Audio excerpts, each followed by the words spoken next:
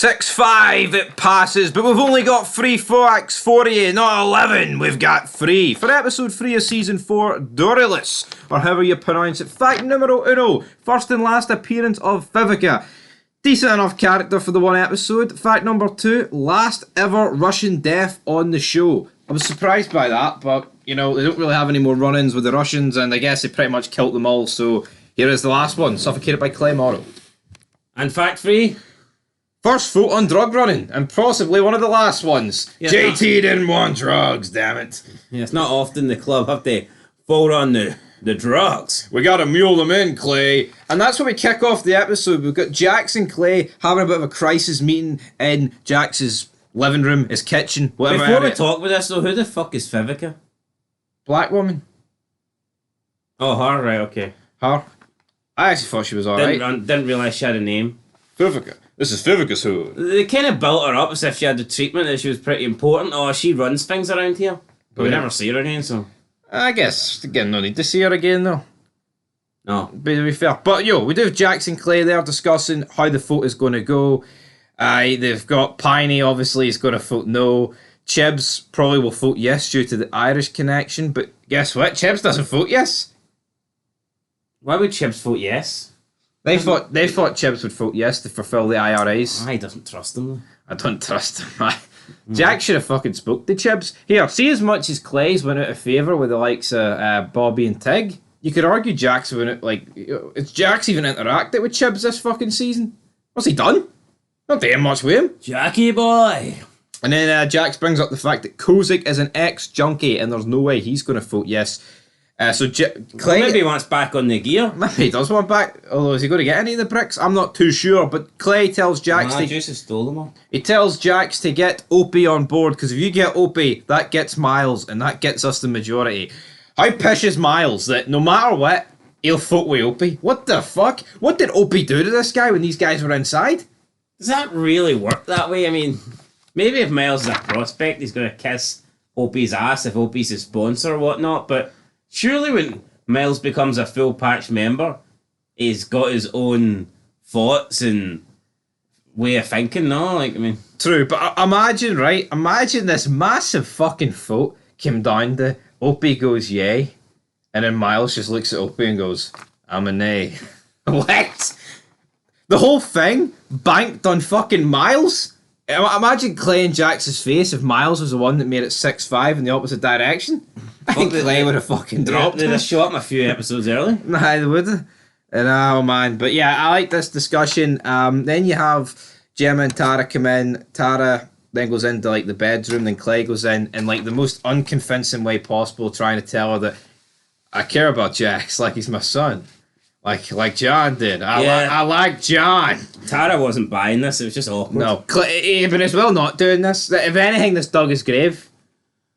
This is, here, I know you read the letters, but... Why didn't he just straight up say, I need the letters? Yeah, I killed John, and I'm going to kill you if you don't fucking give me the letters. I mean, that would have been more believable. I think Tara would have probably respected that a wee bit more. Yeah. But even the way she was looking at Clay, she was looking at him as if she was some sort of fucking child and all this stuff. Like, it's just... The eyes that she was giving Clay, wasn't very impressed. Yeah, Clay's very good though at the stealth, like, not letting people know what he's up to, but here, the cards were on the table. There was no point, there was no dealer here. Clay's cards were on the table and you knew exactly what he had. You could have beat him with any hand, even if they are, got arthritis, whatever. But him and Jax do arrive at the gunware house, and he says, Santa's little helpers, and then Bobby and Tig look at him like they want to fucking kill themselves. Yeah, we see all the sons basically working... The wee elves, so they're doing their overtime. They're getting Clay's little gun. Perfect Chips. He's got the shits. He was eating some Chips Mexicans. And he took Mexican food. Didn't go down too well for Chibi Boy. No, but so essentially they're putting the AR-15s into the wooden containers, and they're also going to be putting the drugs in there. But they have to match the weight. They have to match the weight in order to get over the borders and shit like that. He then aligns Bobby to go with him to the Gahiwa to, settle the bullet dispute. And then Tig's like, what about me? What about Raven? And then he's like, we might need some guy to haul ammo. Tig has just been fucking demoted. Why is Tig accepting this? He should have called Clay out in front of everybody. What the fuck you talking about? There's a prospect job. Come on, Clay. I ain't gonna be his fucking bitch ammo boy. You seen that blooper? It's a shame that they couldn't use the F-bomb, because I think that warranted. I'm not gonna be a fucking prospect. What? Come on, man. And then Juice gets the fucking prospect role of having to look after Chips. Yeah, you keep him whole. He's got the shits, buddy. You look after him. And then, right... Wipe his ass if you need to. Essentially what happens here is we cut to Happy's aunt's house, I believe. You've got Kozik, Miles, and Happy. And Happy's treating Miles like a prospect. And even Kozik, to a degree. Like, they made pancakes, and he's like, don't you clean up your fucking pancakes? They're not your maids. And then, like, when Miles is going back into the house, Happy's with the fucking deck him. No, I don't get though, right? Okay, so we get it. Ball comes over. What's his name? Kozik gives it back. The black guys challenge him to a game of basketball. My lemon-headed sucker. Kozik goes and plays the basketball. There's a LeBron reference in there somewhere. LeBron. It's like, damn, this LeBron's making you look like Cleveland. Yeah. I don't seen 20. I mean, I don't even know what basketball's doing these days. We see back around this time period, who was the basketball team? Who was it? The Lakers, I think. The Lakers. So. But obviously Cleveland were shit. The Cleveland Browns were shite. Cleveland Browns are the football team. It's the Cleveland Cavaliers, the basketball team. Right, well, but you don't know your American sports, so just don't even fucking. Well, see it outside of America. Who knows American sports? I thought Kozik calling this guy LeBron was funny as fuck. It was, but yeah. So he calls him LeBron. After beating him, LeBron just kind of gives up. He kicks the ball away, and then this black hood group mentality jump Kozik, and they hit him in the head, and they knock him out, and then they make their escape. They jump over the fence. They get the truck. They get the keys of Kozik, and they drive away with a shipment of guns in the back of the truck, and they make a little phone call. They say there's a problem with the guns. Kozik's like, yo, Jack, you need to come over here. It's a hiccup. He labels it as a hiccup. Jax gets there. Obviously, it's explained what's happened. Jax is furious. Jax wants to fight Kozik there and then. Kozik seems to get all the blame. But what I don't get is, I mean, all three of these guys were, I guess, dealt the task of looking after the guns. Now, you could argue, yes, Kozik did get taken out, but what the fuck was Happy and Miles doing? Cleaning up butter pancakes. I mean, how is it okay for them to clean up pancakes? Kozik actually got whipped from behind. I mean, he got attacked. He did, but he let himself get into that situation. He got completely outnumbered. Well, Miles let himself get in the situation of cleaning up fucking pancakes. Well, I'll tell you what, right? I would have liked to see Clay's reaction if he was here. What the fuck would he have done? This gun and drug deal in jeopardy over a basketball game? I think this is why Clay couldn't be in this scene, and they couldn't have Clay know anything about this, because just Clay would have just pulled out a gun, I think, and shot him. Drop Kozik? Aye, or stripped him of his patch.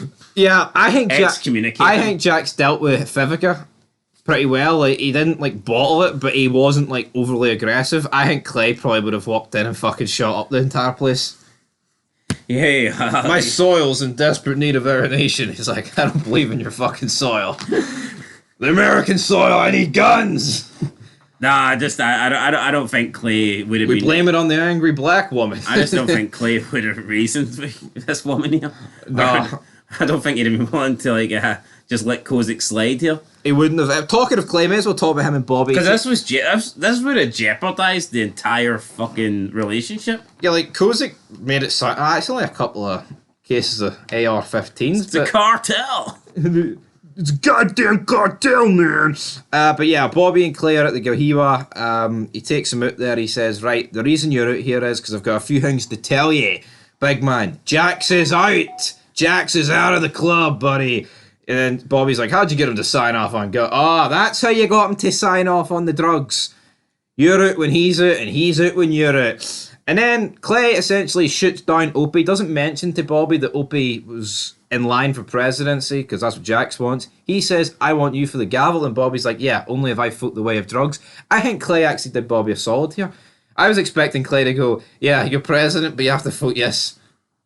Vote whatever way you want. Vote whatever way you want, buddy. But yeah, we've already made a fed on it about who would be better in terms of leadership out of Bobby and Opie. I gave my thoughts on it, but who do you think would be better at this current point in time? I think Bobby.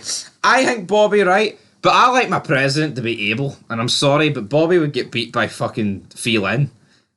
True, but you could argue that Clay's getting into a position where he's not really able-bodied and able to handle himself.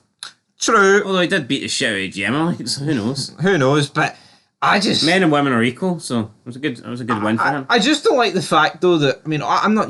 Bobby's smarter than Opie. I'm not denying that, right? And somebody said in the comments, like...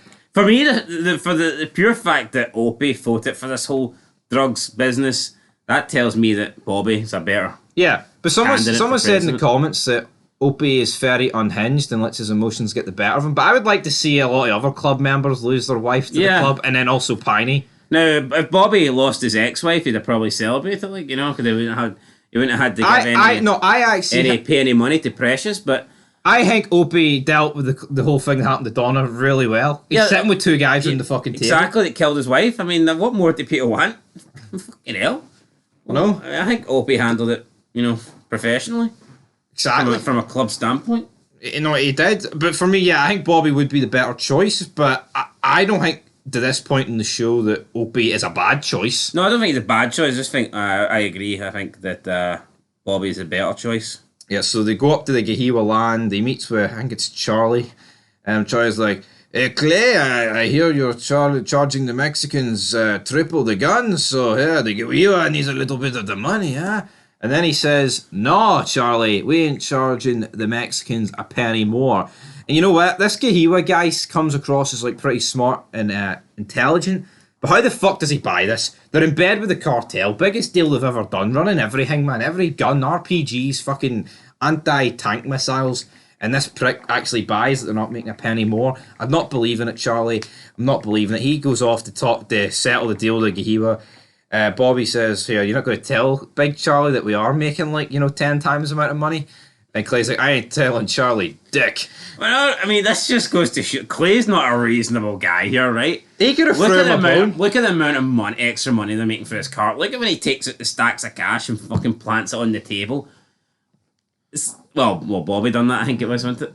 Oh, it was Jack's. It was Jack's. But Clay sniffed it. But the point is, I mean, look how much money they're making. Clay could have threw this guy a couple of extra. Well, I don't know what the percentage is, but I mean, he could have added a wee bit more. I'm going to presume that Gahiwa aren't making, stacks of cash on this. No, they're not. I think Clay could easily double it and the Suns wouldn't even feel it. I don't think double it, like... No. You could have gave them something, like... Well, no, let's be real. No, but look how much... How much do you think he's giving them? No, but he could have even threw 5% on top or something. No, he could have, but I think the amount of money the Suns are now generating, he could have doubled it. I think the Gahiwa's probably making like 20 grand for this, if that. Double. Look at when your man from Mayans wanted... Fuck that, it's 50! Right, 50's not double, it's half, mate. Look at when your man wanted 20, the Mayans almost had a heart attack. I think you're delusional. No, they were at war. Nah, but you're delusional, man, expecting double. I think Clay could have at least threw him 5 or 10%, man. And he didn't. He threw him fuck all. But it depends. If he's making a lot of money, then 5%'s a good wee bonus. If you're making practically hee-haw, then 5%'s nothing. Yeah, but do you not remember Clay said... No, they were discussing... Look, it doesn't matter. Clay he was discussing at the table, right? And Clay specifically said that we are going to make more money in one shipment from the cartel than we have made in the past 2 years combined. That's a fucking shit ton of money that Big Charlie's missing out on here. It is, aye. Well, you know, that's up to That Clay. tells me that one shipment is worth 2 years' money, so therefore, how much are the Gahiwa getting? That means Clay could easily give him double, based off the math. I know, but it's not He how could it give him works. 2 years' worth. Charlie could be the kingpin. Anyway, the Russian overhears this and Clay's like, you know what, mate? You're getting less than anything. You're getting fuck all, and then kills him. I mean, the Russians have been annihilated. Yeah, this was the last one. Absolutely in it. Well, there was that other one that they let go back to Russia. He's irrelevant, but yeah, I mean, Clay just puts the... You know what? Clay killed this guy to protect himself, but he actually done him a favour. Yeah, but he didn't see it that way. What, the guy getting... Oh, Clay. Clay, I will. There was no S being putting out his misery. They also drunk a wee bit of the water, but hey man, it's a wee bit of fucking water. Are we going to take... Didn't really get this whole sacrifice. Oh, the gods have chosen death by flesh-eating ants. It's just a bit sick until I mean... Did God send him a letter? I mean, God send him a fax? How did God decide this? I mean, flesh-eating ants, like, I wonder how long they take to eat your flesh. He said, well, I believe when he comes back, he says, he should have took about 3 more days, Clay. What happened? He came to, he coughed, he died. I put a fucking bullet in him. I give him 5%. I give this fucker, damn it. We then have Chibs and Juice. They are picked up by the cops. Chibs is let go. But Juice is picked up because guess what? Your daddy's black. They're activating Plan B. And yeah, I'm surprised Roosevelt went ahead with this, but I guess here, if you can use this leverage, why not? And why does it surprise you Roosevelt went ahead with it? because he seems like a straight shooter, and the fact that he's black, using like racial leverage, isn't really the smart thing to do, which he brings up in future episodes. But hey, he decides to use it, and when he reveals this to Juice doesn't do a good job. And then Roosevelt's like, by your reaction, I'm guessing you knew. I think if this is any other club member, obviously a lot of them are white, so it might not work with them, but Juice just gives this up. Do you not think if this is any other member, like I remember Bobby, when Stoll gave up the whole description of them killing Hefner, he was like, great fiction. Like, he played it cool. Like, Juice gave it away here that, yeah, I'm black. Yeah, why didn't you deny it? That's not my dad. It's like, is that your daddy, Juan Carlos? This big bastard. He's like, he's black. African black. I'll be in touch, brother. And then he talks about here. Why didn't just say looks more like your dad than mine? Fucking rinsed, wrecked, I mean, done in. Oh, what's that, Eli? You don't have a dad? Your daddy left you? Single parent household? I mean, he just could have played this much better. He could have, and you know he what? He basically went, yep, you're right, my dad's black. The club will kick me out if they find out. I'll bend over and let you insert whatever you want into my ass. Yeah, that's basically what Juice done here. He says here, you'll be lucky if the club let you live. I'm sorry, Juice, right? But I think this is a great storyline. It pretty much lasts right up until spoiler alert, the end. All Juice had to say was, I didn't know. No, but I think it just plays on his naivety. What does it say on your birth certificate? Does it say black? No. Spick? Yes. Well, you're a spick then, Juice. It's alright. Where's your lawnmower, Juicy? We'll transfer you to the Mayans. Because why not? They kill each other more than we kill them. It's alright. Did you say retaliation? Well, I'm not interested. You know, like, I mean, surely could have got a transfer to the Mayans or the Niners. No, let's be real, right? Say just brought this to the table right here and then. Would they have killed him? They wouldn't have stripped his fucking patch? What would they rather, man? The guy be half black or the guy be white with swastikas all over his body? Well, that's it. No, I think what would have happened is... I think what would have happened is... Clay would have went, what are you voting tonight, yes or no? Yeah, this vote will decide whether... if you vote for the drugs, you're white. If you vote against the drugs, you're black and you're out, you know? He'd have voted yes, but... drugs don't see colour, I do. This right here, though, pretty much forces Juice into voting no, because he realised, well, if I vote yes, they're just going to fucking press this up my ass. So, Juice is a no for this point in here. What else happens this episode? You do have Gemma talking to Tara about John's Belfast history, about Maureen and Trinity, trying to spin it that I'm actually good, Tara, and that it was all John. It was all that bastard. But the letters aren't really, you know, they're a decent part here, but things are going to take a bigger turn later on. The letters. But we do get the guns return. Everything is happy dory. And then we may as well talk about the folk. We have Piney, though. He tells Gemma about Clay's plan to run drugs for the cartel, which she confronts him, and Clay then just fucking chokes her and is like, you don't tell me what we do. You don't tell me what we do. It's the first time that we've really seen Clay do this. Yeah, Clay kind of raised his hands to Gemma or anything like that. It's not like he did it, you know, in private. He did it in the fucking lot. Bobby watching on, Penny watching on. Everyone fucking watching Jack's on. Probably even watching on. Chucky probably with his wee mad... plastic fingers poking through the blinds. Well, what do you make of Piney, though, going round the back door here? If he's got a problem with Clay, he should have fucking said it to him. I know you could say, well, he said it at the table, but is telling Gemma really... I know you could think, oh, if he tells Gemma... See, to be honest, though, Clay's right. Clay says to Gemma, you don't tell me shit. And why is Piney going... Could you not argue what Piney done there could be... excommunication offence? Like, has Piney got any right to discuss club business with Gemma?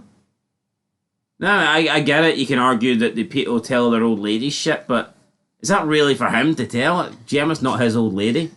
I just don't think it was Piney's place to be speaking about this potential new business with the cartel with Gemma. Especially before it's even voted in. Of course it wasn't, but I think it's just shite the way he had to go in the back door about it. But I guess at this point he had no leverage. Yeah, but hold on. What if Miles is dating someone for like 2 weeks? Well, maybe I think 2 weeks and like the Queen is a bit different. Like, alright, but you get my point. Like, I mean, surely this is something that should be kept within the club. Yeah, I know it should be, but I mean, well, if Unser's got a patch, does Gemma not have a bottom rocker? Is Opie allowed to speak to us about Lila? They're married, but they haven't been going out that long. No, he doesn't tell her he-haw. No, but is he allowed to? I don't know if he's allowed to. Would there be an issue with it? Probably. Who knows, right? But all that matters is the focus. Bobby's like, everything okay? Yeah. Let's just get this over with. Yeah. Opie tells Piney Jax. looks on in disgust. Piney's no happy. Well, he's not happy, but Opie tells Jax he's got his and Miles' vote, so.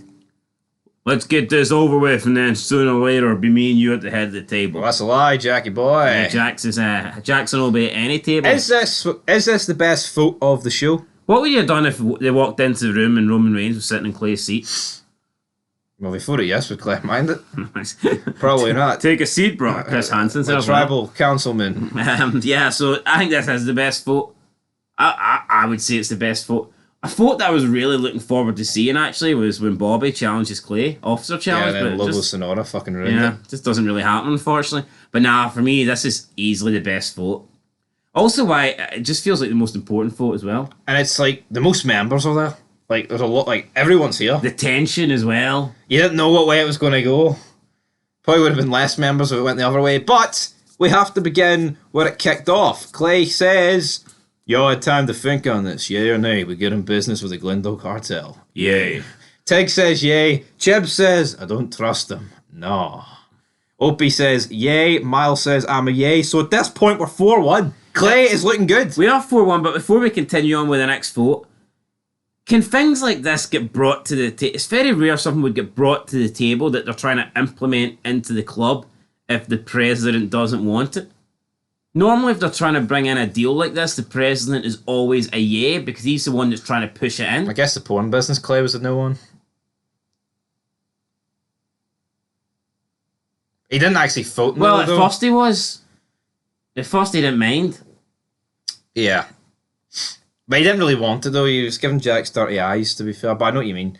Normally, well, he wasn't really against it. That's my point. Normally, if the president doesn't want it, it's not going to happen. Well, actually, if you're Marcus Alvarez, you just get fucking booted out the door. No, but I would argue if the president doesn't want it, it would very rarely get brought to a vote. Yeah. No, I would agree with that. But like, see if Clay. Well, let's be honest. If Clay didn't want to get into drugs, would he be having this vote? Well, that's it. He's the one that reaches out. He's the president. He's the one that makes these votes possible. If Clay was an A, would we even be sitting here? If Clay when they want it, then Jax when they want it, and I just don't see how this vote would even happen. True. How would it materialise? But at this point, it is 4-1, and then up next we've got 4 no's in a row, so it goes 5-4. We've got Piney saying nay, Juice saying nay, Bobby saying no, and Happy says, I'm sorry. I'm a no. Right, and you know what? I actually like this, because they actually went into this in mind why he voted no, and it's because he didn't want to get in bed with Galindo, because he did all the fucking hitman shit for Lobo Sonora and Dita. And I like that. That's good stuff to explore. It is. You know, it makes sense. It's actually giving a bit of backstory into why one guy, Sam Crow, voted no in a vote like 10 years ago. I like it. So but unfortunately, I mean, they do end up voting yes, and he does get into business and nothing really materialises out of that. It doesn't, but again, he kept himself quiet. But then again, I suppose that Kurt Sutter would really need to be able to read into the future in order to make that work. No, it makes sense from to distance himself from it, but it was never going to be a guarantee he would ever get involved. Yeah, but let's be honest, like, at the time, that's not the reason he's voting no. No. They've just made that up in their minds. Aye, yeah, obviously. Which is fair enough, but Happy didn't say no here because of what happened in the past, because none of that shit, that was invented later on. Exactly, but at this point, it is 5-4. We've got 2 guys left to vote. We've got Kozik and Jax. Jack said earlier, this guy's a useless fucking junkie. He's obviously going to vote no. But he says, I'm back in my prison VP. What? Yay. Alright, so they were both... Clay and Jax are expecting Kozik to vote no. At what point do you think Clay's arse dropped into his seat? Like at what vote would you say Clay thought? Because obviously I think Clay would be nervous, right? But I'm assuming at 4-1, Clay's sitting there comfortable. I think Clay's hands are feeling revitalized and he is about to grab the gavel full strength and smash it down with an almighty yay. I would actually. But at what point, what nay do you think Clay's arse began to like just... I actually think Chibs, the third one. Because Jack said that Chibs was on board. So you think at 4-1 that's when he's panicking? No, I think it 2-1. Because he didn't know Miles and Opie were going to vote yay. Opie told Jax outside they were going to vote yay. Clay knew hee-haw. Alright, but... So at that point, Clay may think, fuck, this is going to end a bit. So you... 9-2. Hold on. 8-3. No, hold on. So you're saying you think as bad as it got for Clay was it Chibs' fault? No, it was obviously when Happy said no, but... So from Miles onwards, when do you think Clay thought we're fucked? Happy. Because he knew Bobby would vote no. He knew for a fact Piney would. He wasn't too sure about Juice, but when Happy said no, it's pretty much, well, the only guy left is Kozik, and he's going to vote no. But then Kozik just done everyone... Kozik got himself killed.